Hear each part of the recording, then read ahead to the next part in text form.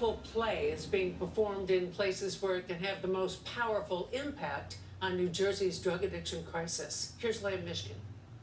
John, do me a favor, get a table for Nate. Inside a church in Teaneck, New Jersey, the cast and crew of a play called Visions is coming together for rehearsal. The author says his show is about hitting the bottom of alcohol and drug addiction, awakening to the problem, and coming into treatment and recovery.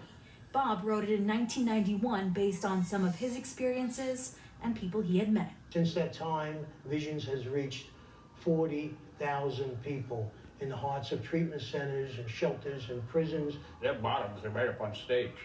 You know, the jails, the institutions, the getting fired, all their situations are right up on stage.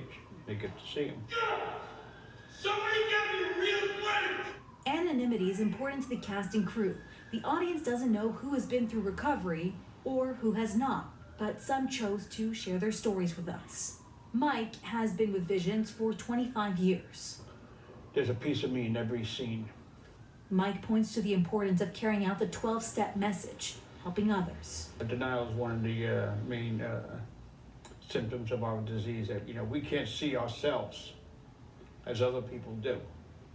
But when we see it up on stage, we see ourselves, and it breaks right through that, And that's what I see of what happens when people watch that play.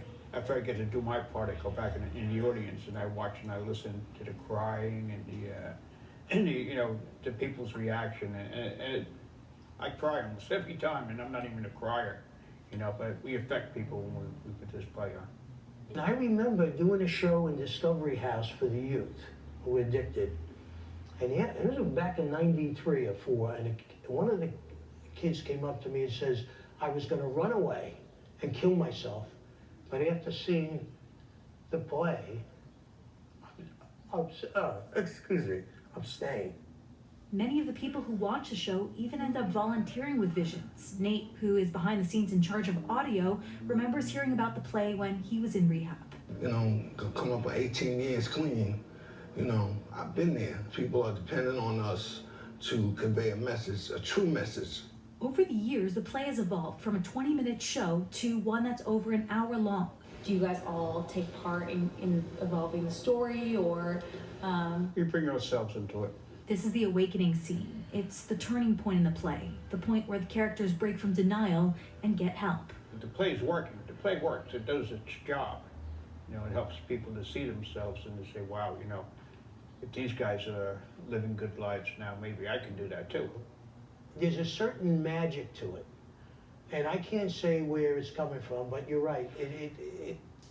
Whatever these people have inside of them, I've been very blessed to be able to work with them and maybe bring that out. And it's a sort of healing for them as well. As Bob puts it, people come for a free night of theater, coffee, and cake. But the audience leaves with something they may not have expected. A feeling of hope. In Teaneck, Leah Mishkin, NJTV News.